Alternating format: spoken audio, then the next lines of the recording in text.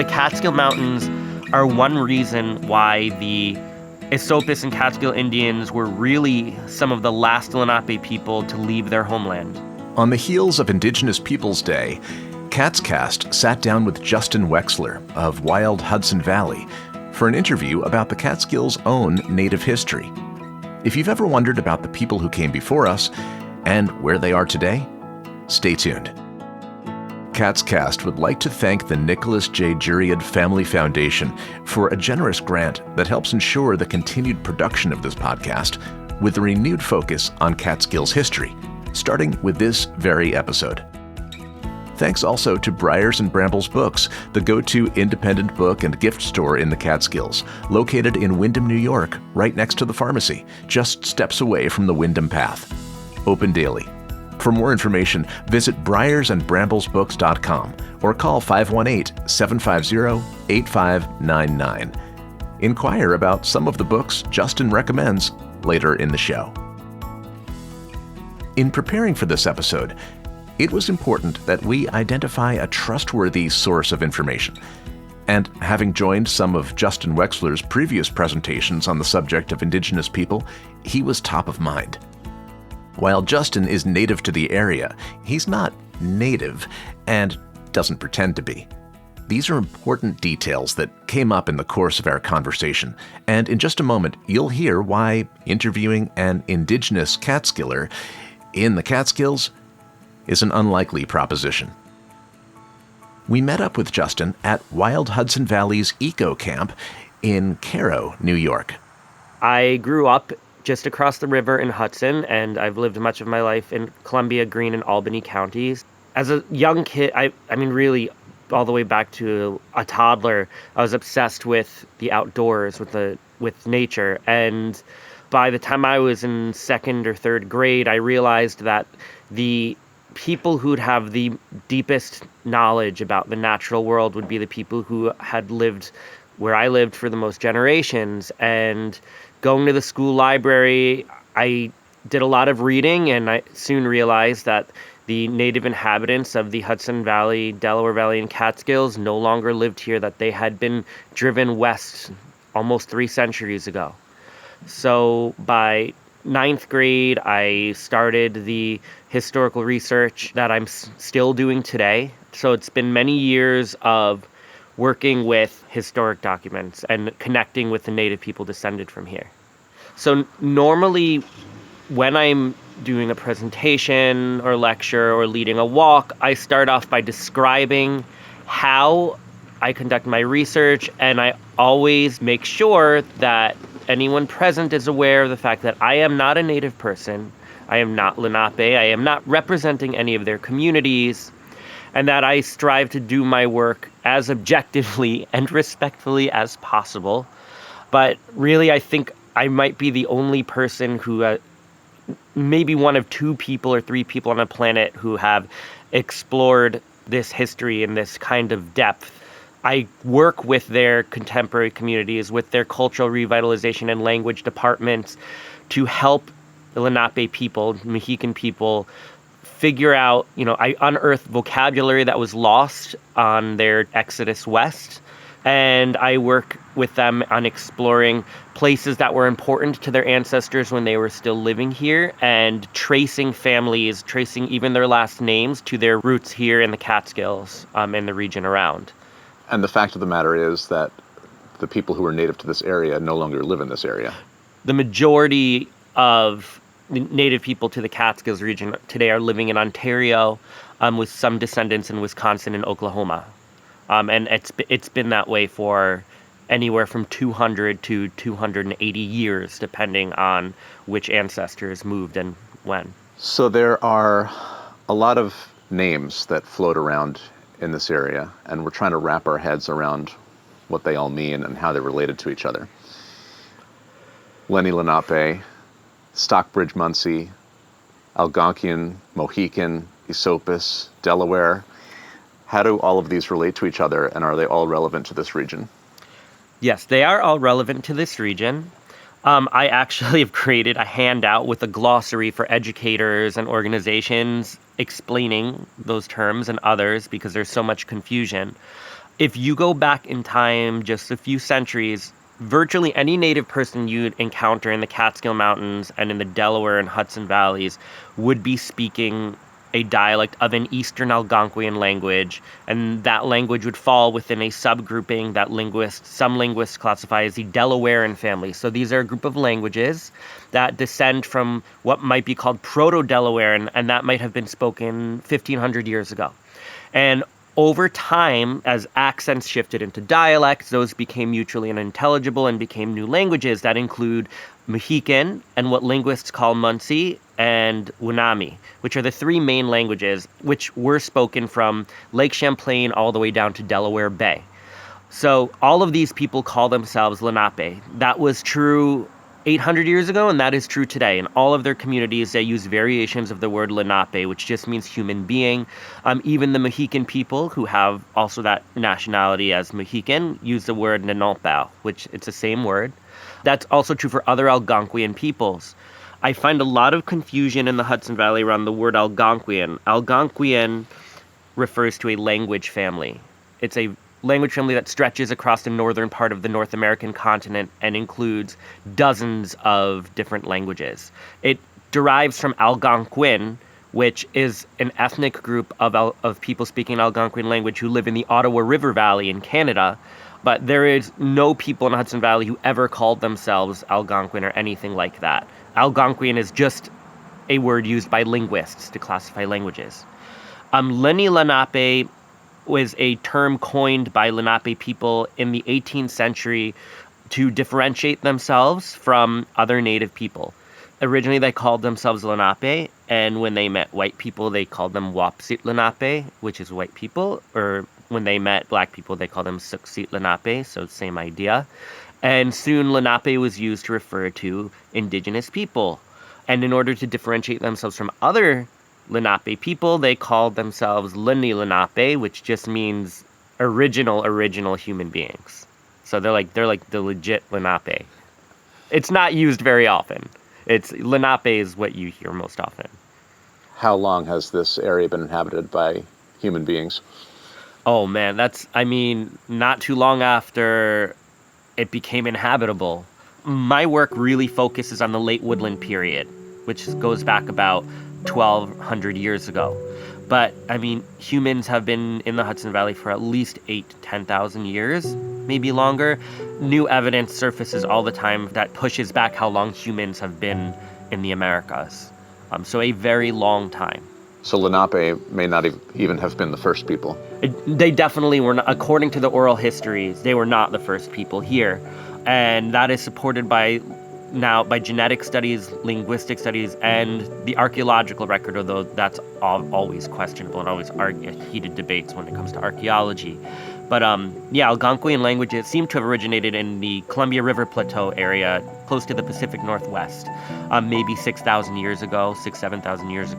The ancestors of Algonquian speakers moved east over thousands of years and many generations before getting to the Atlantic at some point in the past couple thousand years.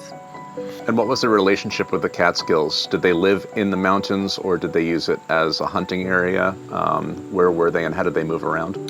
I would venture to say that in the Catskill Mountains as a whole, over the past 1,500 to 2,000 years, they were inhabited less frequently by people as their society shifted more towards relying on corn-based agriculture and shifted more towards relying very heavily on the anadromous fish that come up the Hudson and Delaware rivers, like shad or striped bass.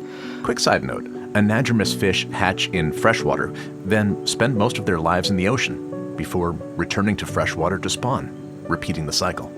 But they were certainly intimately familiar with the Catskill Mountains region and would have been passing through and camping for hunting and traveling from one community to another across the mountains.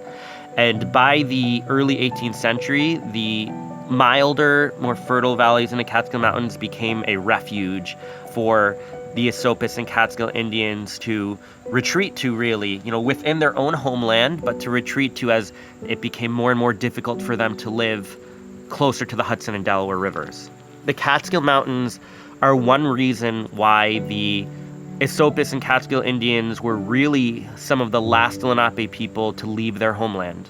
Lenape people in the coastal plain down in New Jersey or the lower parts of the Delaware River had been forced out of their homeland for the most part by the 1720s, 1730s, with the exception of a few families and individuals. Whereas in the Catskills, they just retreated back to the East Branch, Upper Schoharie, and the West Branch, and were there, might still be there today if it wasn't for the American Revolution. The American Revolution is what you'd attribute to the final straw. Yes. By the 1660s or 70s, and I'm really going to skip over a huge amount of very important history. By that point, they grew to understand what selling land meant to their colonial neighbors. They have a very different concept of, let's say, land stewardship as opposed to ownership. You inherited watershed-based territories through both your parents, although you belong to your mother's clan and to her linguistic group. They're a matrilineal society, but it's not quite the concept of land ownership that exists in Western Europe and in much of the world today. So that took a generation or two for them to understand. When the Dutch first came here, they were here to trade through what became the West India Company, and there were rules about fairly buying the land from the native inhabitants because they wanted to avoid conflict and war. Of course, that didn't happen. Conflict did happen.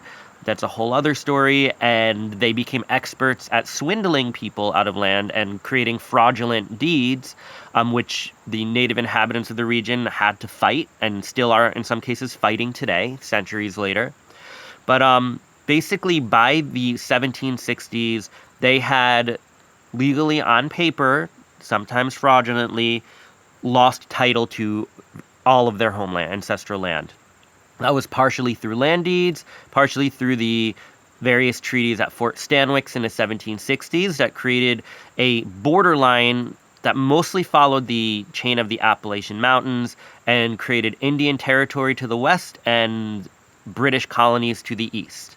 So by the late 1760s, the Esopus and Catskill Indians were regularly meeting with the British Indian Superintendent, Sir William Johnson, to figure out where they could move and live. They actually, by this period, had many close relationships with their colonial neighbors. We have many records of the friendships that they maintained with their neighbors. However, the land could no longer support their traditional way of life. The best bottomlands for growing corn, they no longer had access to, especially closer to the Hudson River. And they were increasingly losing the best areas for growing corn on the east and west branches of the Delaware River as more and more settlers, legally and illegally, were settling there. Many of the streams had been dammed by this point for grist mills and sawmills, so the fish populations that they relied on in the spring and fall were declining. And the hunting had really declined in much of the Hudson Valley. It was still good out in the western Catskills. There were still good populations of bear and deer and elk. They knew that, time was not on their side as the non-native population increased, so they were meeting with the British Indian Superintendent to figure out where to go. They had a unique relationship with the Six Nations, or Haudenosaunee people, where the Esopus and Catskill Indians were strong allies, but were under their official protection, and so they were offered land to live on by them in the upper Susquehanna River Valley, and many of them were beginning to move there, and they were just seeking some help from the British government for that. And so the Lenape eventually ended up where? Oh, God, all over the place. Two groups in Oklahoma, Delaware Nation out near Anadarko in the western part of the state, and Delaware Tribe in eastern Oklahoma near Bartlesville. They're mostly descended from Lenape people of New Jersey and eastern Pennsylvania, but have ancestry also from throughout the Catskills and Hudson Valley. The Stockbridge, Muncie Band of Mohican Indians, their tribal government is the directly descended tribal government from the Mohican people once located on Skodak Island. That was their center of government until the late 1740s when they shifted to the mission of Stockbridge and their land in western Massachusetts. And the government of the Wappinger people, or Wapping on the east bank of the Hudson River mostly, really the descendants of native people who were living in the Bronx and Manhattan, also joined Stockbridge for the most part. And so they're out in Wisconsin today, near the Menominee Reservation. And then the native people who were living in the Catskills, the Esopus and Catskill Indians, as well as the Munsees from the upper Delaware River and their many other Lenape neighbors, they mostly ended up in Ontario around 1780. And they've been there ever since, in largely the same places on the Grand River and out in Muncie and Moravian Town, which is closer to Detroit. Have you had interactions with them? Yes. I've visited twice out to Ontario. We're planning another trip soon, and we're also planning on visiting friends in the Stockbridge Mohican community in Wisconsin next summer. My wife Anna and I have made friends in all of 5 of their communities that have governments, basically. So yeah, we regularly host Lenape people and Mohican people visiting their homeland. For our overnight stays, members of their communities don't have to pay. They stay for free. I mean, well over half of our booked up nights are Lenape people and Mohican people visiting their homeland. And we also organize with other organizations in the region. As an example, we've arranged with the Hudson River Maritime Museum to take groups of Lenape people visiting their homeland out on boat tours on the Solaris, a solar-powered boat, a few times. We've arranged so that a women-led group coming with their families in a couple of weeks will be taking them down to Norrie Point, and they'll get to go out into wetlands in the Hudson River in canoes. We do a lot of work like that. It's funny because when I was a teenager, I was obsessed with reading about the go-betweens that were very, very important between colonial governments and the native peoples of the region in the 18th century, who were a mix of native people and non-native people, who kind of had to have a foot in both worlds. And I feel like I've kind of become the 21st century version of a go-between somehow. I did not see that coming, but right now one of the biggest issues Lenape people are facing today is the rise of individuals and groups claiming to be them, who have no documented links to them at all, and who are sometimes, unfortunately, given resources, including money and land, by well-meaning organizations that are meant for actual Lenape people. They've taken advantage of this vacuum where the native inhabitants of the region have not been here for so long that the current inhabitants here are kind of, mean well, but are easily tricked by people pretending to be native. And that's really actually a serious problem right now. It's just complicated, there are questions of land back all the time by land trusts and other organizations in the region. But for Lenape people and Mohican people today, they've now have had roots in their current locations for over 200 years, and very few people are willing to just leave where they grew up and leave their extended families and friends, as important as their homeland is, and as powerful of a spiritual connection as they have with the lands here. I don't know whether we're ever going to have a large group move back, but you never know. And I think it would be really nice, and I'd be happy to help out with that. And he'd be well equipped to do so. Wild Hudson Valley's Eco Camp is already hosting immersive overnight stays on a property that Justin and Anna are actively managing, with a focus on medicinal plants and fruit-bearing trees. Stay tuned for more about that, plus Justin's thoughts on land acknowledgements, Catskills place names and their meanings, and a surprising theory about the very word Catskills. Kaatscast is sponsored by the Mountain Eagle, covering Delaware, Greene, and Schoharie counties, including brands for local regions like the Windham Weekly, Schoharie News, and Catskills Chronicle. For more information, call 518-763-6854 or email mountaineaglenews@gmail.com. And by the 52-mile Catskill Mountains Scenic Byway, following New York State Route 28 through the heart of the Central Catskills.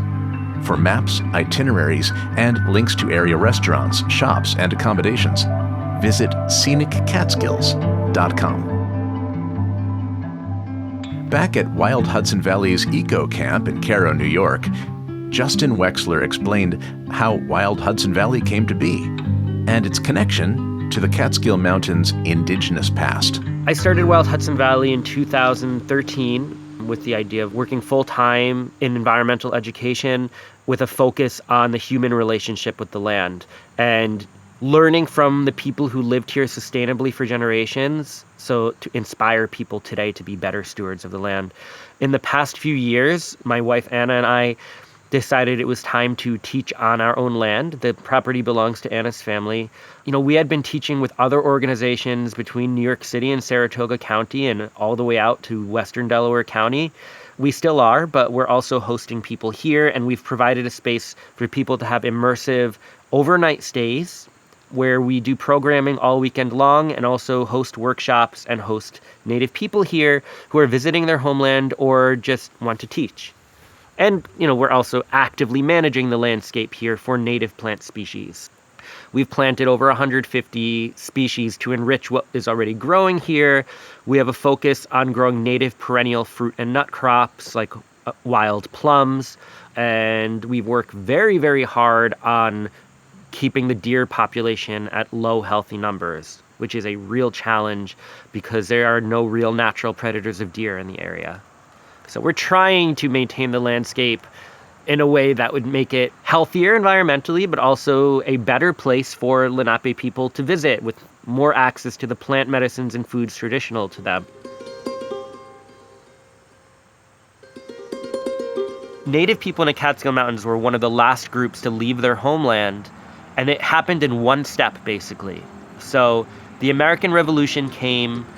Many of their neighbors were not interested in involvement in the war, and neither were they, but harassment by rebel rangers and committees of safety out of places like Kingston drove them to the cause of loyalism to the crown.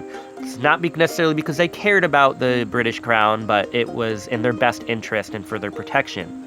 So their towns were burned out by the Continental Army in 2 campaigns in the late 1770s.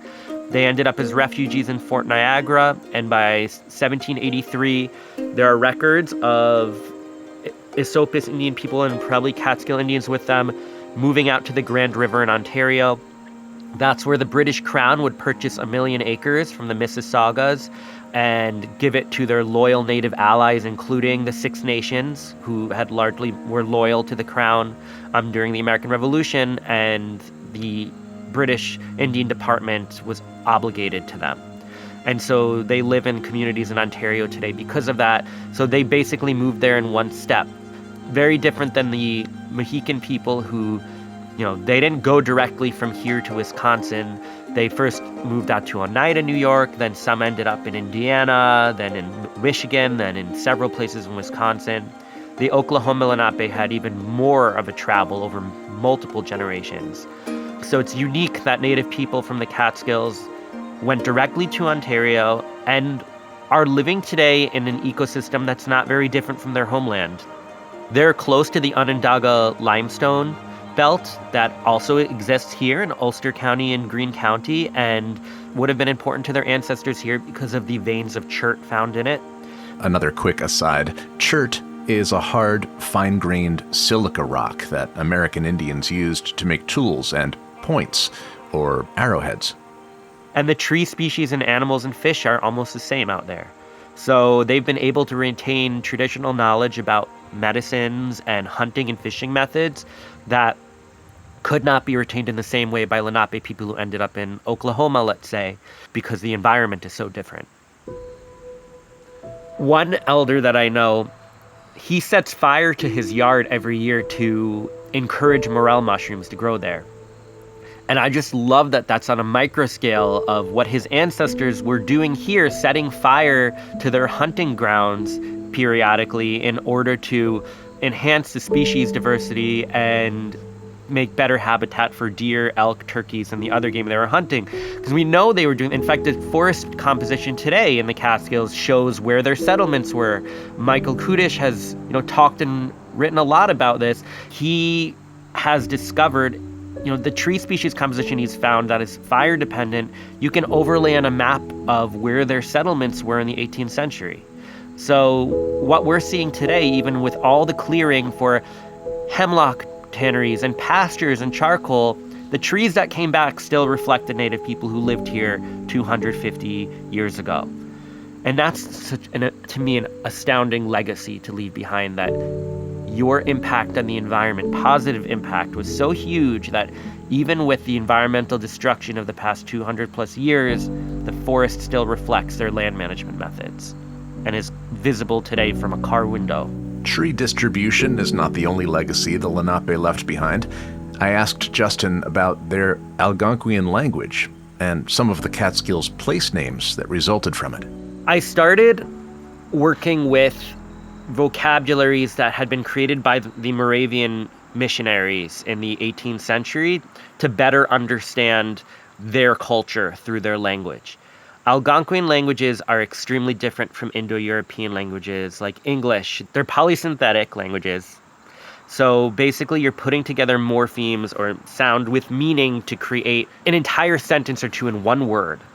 And virtually all the place names found in the Catskill Mountains and the regions around today come from either a dialect of the Mohican language that was spoken by the Catskill Indians or a dialect of the Munsee language that would have been spoken by the Esopus Indians. And both of these dialects of two different languages are very closely related. I compare the two to Spanish versus Portuguese.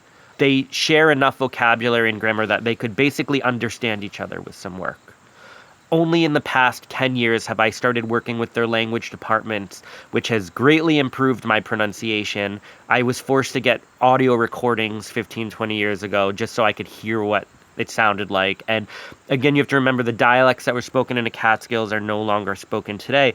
And in fact, the Mohican language has not been spoken as a first language since 1940. And the Munsee language today is only spoken by one elder, Diane Snake, on the Moraviantown Reserve in Ontario. There are second language speakers in their communities, but I think she just turned 82 or 83 a month or two ago, and she's the last first language speaker.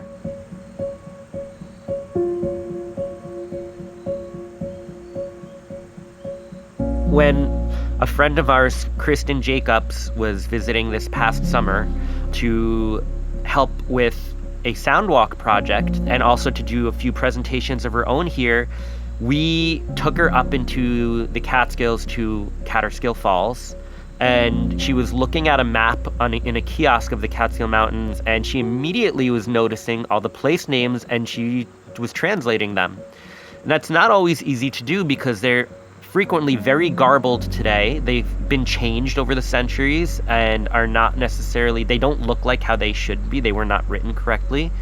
But I'll give you some Catskill Mountain place name examples where we know the meaning. So Shindaken, which is one she saw immediately on a map and translated correctly. The morpheme shind in it refers to hemlock trees. It can also be used for any cedar species or evergreen, but originally it was for eastern hemlocks. So Shindikan would mean an area with a creek flowing through a huge number of hemlock trees. I'll give another example. Pepacton, their name for the east branch of the Delaware River was Pepakang. Any Munsee speaker today in Ontario would immediately know what that word meant. If you went to the Moraviantown or Munsee Reserve in Ontario today and asked someone for some Pepakang, they would get it for you immediately. That's sweet flag root, which is a very important medicine root for them today in their communities. And so they were calling it something like Pepakang di Shipush, which means a sweet flag river. Maybe because a lot of sweet flag grows around its banks where they had their main community back in the day there. Esopus? Esopus is fun. The earliest records for Esopus come from a map, I think, from 1616. And that's before there was even any real settlement. There were only a few traders coming up, mostly from the Netherlands. And someone must have asked what the name of the creek was they were standing on. It could have been Esopus Creek, it could have been the Rondout. And the native person might have said Nashipush, which means the river or creek. Sipu in Munsee means river, and with a diminutive ending, it's Shiposh or Shiposhish, which means a smaller river or creek. And the Dutch soon applied that name to the Rondout and the Esopus, and I think even the Wallkill, they differentiated them. One was de Groot Esopus, one was de Klein Esopus. Anyone who speaks Dutch probably pronouncing that incorrectly. But the native people living on those small tributaries of the Hudson came to be called the Esopus Indians because of it. It just means river, or the small river. And with apologies to Kaatscast Episode 2 about the Dutch influence on Catskills place names, Justin has a theory that the very word Catskills is at least half Algonquian, and maybe not even named for our famous wildcats. The word Catskill itself, I am strongly of the belief, comes from a native person. So we don't see the word Catskill until 1630s or 1640s. But during that same era, there was a local leader from the Catskill Indian group who's listed once under the name Kat and another time as Kankat in the Dutch records of the 1640s and 1650s. And the Dutch regularly named creeks, rivers, and places after prominent native leaders. In fact, the stream flowing by us here, the Jandebakkers is named for multiple generations of Catskill Indian leaders in the 17th and 18th century. So it's likely that Catskill is just describing the Catskill Creek as the creek where that leader Kat or Kankat lived. Later, the mountains got named after the creek because they're behind the area where Catskill is today, or, very visible from the Hudson River. I strongly think that's the origin of the name. So kill is still the Dutch part. Yes, I should have mentioned that. Yep, so wherever the Dutch people settled, you're still seeing kill for moving bodies of water. It's not used in modern standard Dutch with the same meaning, but in the 17th century, kill was used to refer to running streams or rivers. So it's redundant to say Catskill Creek. And there are actually a few place names where the native name has the suffix for creek in it, and then there's kill, and then creek or brook, so you have river 3 times in a row. I'm sure we'll get a phone call or two about that theory, so we may as well add another bit of controversy to the mix. I asked Justin about the ever-growing trend that is the land acknowledgement. If you've attended a conference or been on a college campus anytime recently, you're likely familiar with this public statement about the particular native people who inhabited that place. Nice idea, but is it meaningful?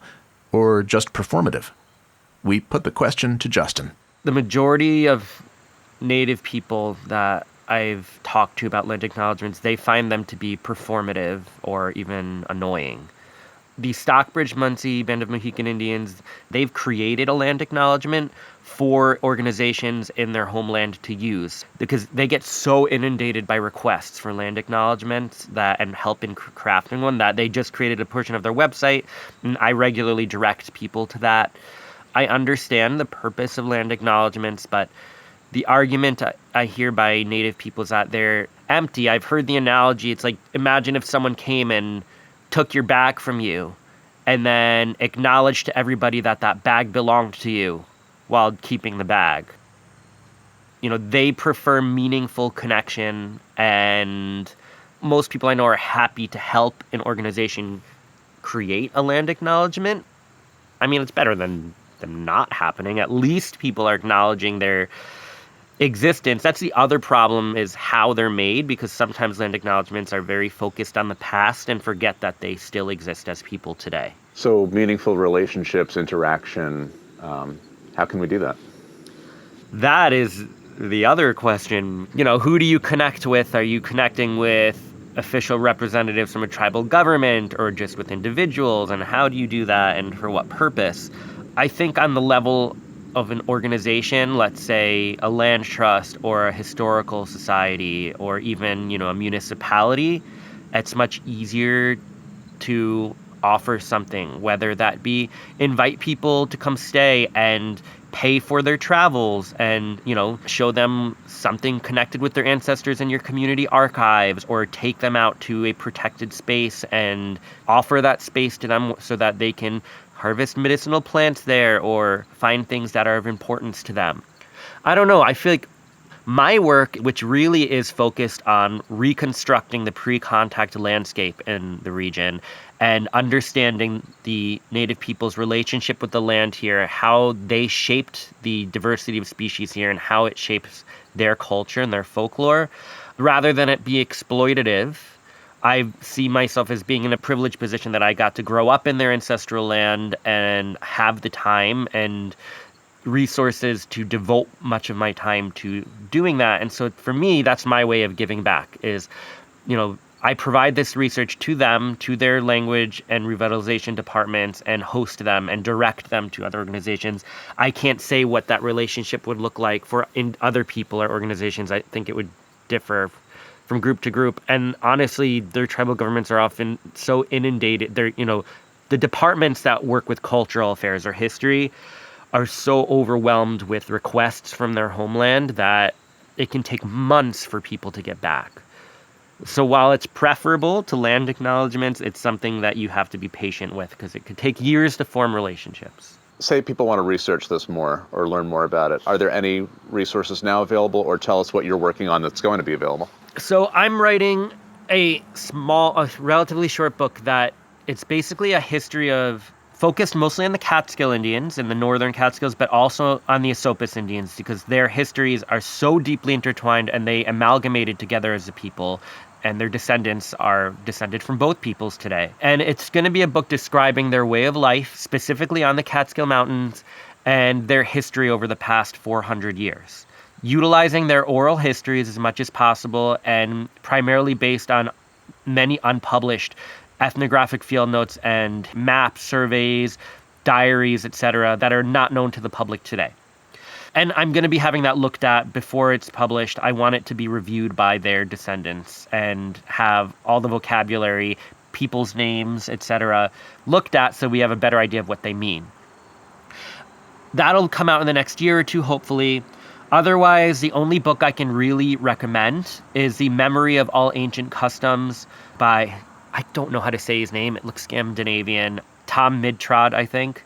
It is probably the best book out there describing Native peoples in the Hudson Valley and Catskills and how they dealt with the colonial governments that came to dominate their homeland over the course of the 17th and 18th centuries. Anything by Shirley Dunn is pretty good for the northern Catskills. She really focuses on land deeds, but they're really valuable sources of information. And if you like more scholarly work, there are a few more academic books. So honestly, rather than just list them all here, if any listeners are interested in resources, you can always get in touch with me, and I'm happy to send PDFs if available or direct you to books that you can buy. And I can be reached through our website, wildhudsonvalley.com. Check out our show notes for a link to Justin Wexler's Lenape Resource Guide. You can download it directly at kaatscast.com/downloads/Lenape. Kaatscast is a production of Silver Hollow Audio. Production intern Molly Zolden. Please subscribe wherever you get your podcasts and leave us a rating so more listeners can find us. The music you're hearing now is called Smoke Dance, and it's used by permission of the artist, Hawena Huiset. I'm your host, Brett Barry. Thanks for listening, and we'll see you next time.